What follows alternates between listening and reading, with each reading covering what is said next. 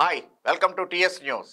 IPL 17వ season అంచనాలకి అందకుండా చాలా రంజుగా సాగుతూ ఉంది. ఇప్పటికే 66 మ్యాచ్లు ముగిసిపోయాయి. ఇంకా కేవలం లీగ్ ఫేస్లో 4 మ్యాచ్లు మాత్రమే మిగిలాయి. ఓవరాల్గా ఫైనల్స్తో కలుపుకొని అవుట్ ఆఫ్ 74 8 మ్యాచెస్ లెఫ్ట్. ఇప్పటికీ కూడా ఇంకా ప్లే ఆఫ్ రేస్కి ఆ పోరు సాగుతూనే ఉంది. అఫ్ కోర్స్ నిన్నటి మ్యాచ్ అటు గుజరాత్ టైటాన్స్తో జరిగిన మ్యాచ్ వాషౌట్ అవడంతో ఒక్క పాయింట్ని సాధించినటువంటి సన్ రైజర్స్ కూడా 15 పాయింట్స్ తోటి థర్డ్ ప్లేస్లో ప్లే ఆఫ్ని కన్ఫర్మ్ చేసుకుంది. Already on top KKR and RR first and second పొజిషన్స్లో ఉన్నాయి.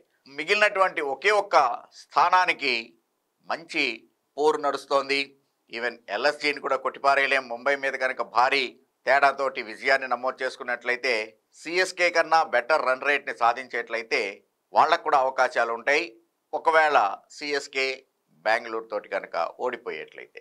సో ఈ రకంగా ఒక్క స్థానానికి 3 జట్లు పోటీ పడుతున్నటువంటి ఈ తరుణంలో అసలు పాయింట్లు కనుక టాలీ అయితే ప్లే ఆఫ్కి ఏ జట్లు వెళ్తాయి అనేటువంటి సందేహం సహజంగానే అందరికీ జరుగుతూ ఉంటుంది. ప్లే ఆఫ్కి వెళ్ళాలి అంటే first criteria highest number of points అనేది మనందరికీ తెలిసిందే.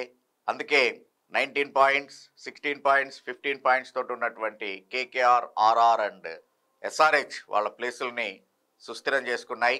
ఇంకొక టీం ఏదైనా కానీ కేవలం 14 పాయింట్స్తో మాత్రమే ఒకవేళ సిఎస్కే ఆర్సీబీ మీద గెలిచేట్లయితే they also will get 16 points. అప్పుడు ఎస్ఆర్హెచ్ తన లాస్ట్ మ్యాచ్ పంజాబ్ తోటి ఆడబోతోంది. అందులో గెలిస్తే కనుక 17 పాయింట్స్తో వాళ్ళు థర్డ్ ప్లేస్కి వెళ్తారు. ఆర్ఆర్ ఒకవేళ కేకేఆర్ తోటి ఓడిపోతే అప్పుడు లక్కీగా ఎస్ఆర్హెచ్ సెకండ్ ప్లేస్కి వెళ్తుంది, ఆర్ఆర్ థర్డ్ ప్లేస్కి వస్తుంది. అందులోనూ ఆఫ్ కోర్స్ సిఎస్కే గెలిచేట్లయితే 16తో మళ్ళీ నెట్ రన్ రేట్ తోటి థర్డ్ ఎవరు ఫోర్త్ ఎవరు అనేది తెలుస్తుంది. సో ఈ రకమైనటువంటి ఇంట్రెస్టింగ్గా జరుగుతున్న ఈ టేబుల్స్ ఆటలో ఒకవేళ పాయింట్లు టాలీ అయితే కనుక 2 టీములకి సమానంగా వస్తే ఏ టీం ముందుకెళ్తుంది, ఎవరికి ప్లే ఆఫ్ అర్హతలు లభిస్తాయి అనేటువంటిది ఒకసారి చూసేట్లయితే ఫస్ట్ టాప్ మోస్ట్ చెప్పినటువంటిదే పాయింట్లు ఎవరికి ఎక్కువ ఉంటే వాళ్ళకి. ఒకవేళ పాయింట్లు కనుక ఈక్వల్ అయ్యేట్లయితే లీగ్ ఫేస్లో అంటే వాళ్ళు ఆడినటువంటి 14 మ్యాచెస్లో ఎవరికి ఎక్కువ విజయాలుంటే వాళ్ళు ముందుకెళ్తారు. పాయింట్లు ఈక్వల్ అయినప్పుడు ఇంకా ఎక్కువ విజయాలు ఏంటి, అందరికీ ఈక్వలే కదా అనేటువంటి అనుమానం రావచ్చు మీకు. ఉదాహరణకి గుజరాత్ టైటాన్స్నే కనుక తీసుకునేట్లయితే కేకేఆర్తో జరిగిన మ్యాచ్లో 1 పాయింట్ వాషౌట్ వల్ల, ఎస్ఆర్హెచ్తో జరగాల్సినటువంటి మ్యాచ్ నుంచి 1 పాయింట్ సేమ్ వాషౌట్ వల్ల, సో ఓవరాల్గా వాళ్ళకి 2 పాయింట్లు వచ్చాయి. అంటే ఇప్పుడు వాళ్ళు 12లోనే ఉన్నారు కాబట్టి కాంపిటీషన్లో లేరు. కానీ అలాగా అనమాట, ఎక్కువ విజయాలు కాకుండా 1-1 పాయింట్ తోటి కనుక తెచ్చుకునేట్లయితే ఈక్వల్ పాయింట్స్ అయినా కూడా వాళ్ళకి డౌన్ ది టేబుల్ ఉంటుంది కానీ అప్ ది ఆర్డర్ రాదు. ఇంకొక ఉదాహరణ చెప్పాలి అంటే సపోజ్ ఎస్ఆర్హెచ్ ఇప్పుడు ప్రస్తుతం 15 పాయింట్లతో ఉంది, ఇంకొక మ్యాచ్ మిగిలింది, పంజాబ్ తోటి ఆడాలి. ఆ మ్యాచ్ కూడా వర్షం వల్ల రద్దయి ఒక్కొక్క పాయింట్ వచ్చింది అనుకుందాం. అప్పుడు ఎస్ఆర్హెచ్కి 16 పాయింట్లు ఉంటాయి. అలాగనే ఆర్ఆర్ తన లాస్ట్ మ్యాచ్ కేకేఆర్ తోటి ఓడిపోయింది అనుకుంటే వాళ్ళు కూడా 16 పాయింట్లతోటే టేబుల్లో నిలబడతారు. కానీ 16కి 16 వరుస విజయాలతోటి 8 విన్స్ తోటి ఆర్ఆర్కి 16 పాయింట్లు వచ్చాయి. అదే ఎస్ఆర్హెచ్ విషయానికి వచ్చేటప్పటికి 7 విన్స్ అండ్ 2 వాషౌట్స్ ద్వారా 2 పాయింట్స్ కలుపుకొని 16 పాయింట్స్ అయ్యారు. సో కాబట్టి ఎవరికి హైయెస్ట్ విన్స్ ఉన్నాయి అంటే ఆర్ఆర్కు ఉన్నాయి కాబట్టి they will go to the second place and SRH will be in the third place. Of course ఇక్కడ మళ్ళీ ఒకవేళ చెన్నై మ్యాచ్ ఇంకా కన్ఫ్యూజన్లోనే ఉంది. చెన్నై గెలిచేట్లయితే కనుక వాళ్ళు కూడా వరుస విజయాలు ఆర్ఆర్ లాగా, సో కాబట్టి వాళ్ళు 16 అవుతారు. అప్పుడు బెటర్ రన్ రేట్ ఎవరికి ఉంటే వాళ్ళు సెకండు, రన్ రేట్ తక్కువ ఉన్నటువంటి వాళ్ళు థర్డ్కి వచ్చేటువంటి ఇది ఉంటుంది. సో అది సినారియో. ఒకవేళ అలాగా కూడా ఈక్వల్ అయ్యింది అనుకుంటాం, సపోజ్ ఇదే same number of wins and washouts ఇవన్నీ ఈక్వల్గా కనుక ఉండేట్లయితే అప్పుడు పాయింట్స్ ఈక్వల్గానే అవుతాయి. అలాంటప్పుడు నెట్ రన్ రేట్ని చూస్తారు. బెటర్ రన్ రేట్ ఎవరికైతే బెటర్ రన్ రేట్ ఉంటుందో వాళ్ళు నెక్స్ట్ పొజిషన్ తీసుకుంటారు, రన్ రేట్ తక్కువ ఉన్నటువంటి వాళ్ళు డౌన్ ది ఆర్డర్ అవుతారు.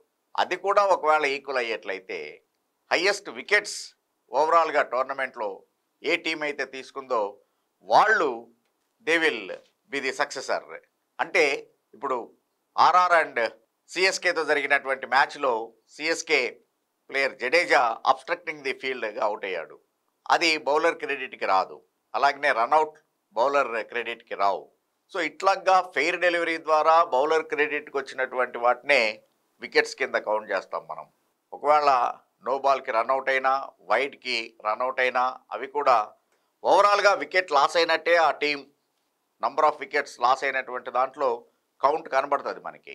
బట్ లీగల్ డెలివరీలతోటి ఎన్ని వికెట్లను తీశారు ప్రత్యర్థివి అనేటువంటి దాన్ని బేస్ చేసుకొని ఎవరైతే హయ్యెస్ట్ వికెట్స్ సాధించారో ప్రత్యర్థి జట్లవి వాళ్ళు ముందుకెళ్తారు. సో అది క్లియర్ కట్ రూల్. ఒకవేళ అది కూడా ఈక్వల్ అయింది అనుకుందాం, అప్పుడు డ్రా పద్ధతిలో ఇప్పుడు ఉన్నటువంటి సినారియో ప్రకారం even RR and CSK equal అయ్యేటువంటి అవకాశం కనబడుతోంది అనుకుందాం. ఎందుకంటే ఎస్ఆర్హెచ్ 16 పాయింట్లు తెచ్చుకున్నా కూడా లాస్ట్ మ్యాచ్ వాషౌట్ తోటి వాళ్ళకి లెసర్ నెంబర్ ఆఫ్ విన్స్ ఉన్నాయి కాబట్టి వాళ్ళు కన్సిడరేషన్లోకి రారు. సో ఆర్ఆర్ అండ్ సిఎస్కే జట్ల మధ్యన వాళ్ళిద్దరి పేర్లు వేసి డ్రా తీస్తారు. ఏ టీం అయితే డ్రాలో గెలిచిందో వాళ్ళు ఆ ముందు స్థానాన్ని ఆక్రమించుకోగలుగుతారు.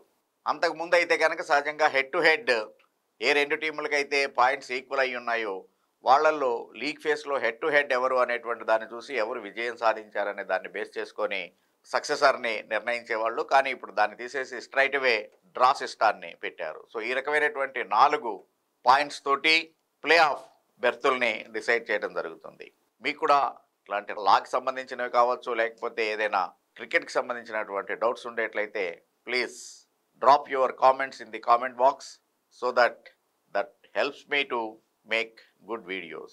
Thank you. Thanks for watching TS News.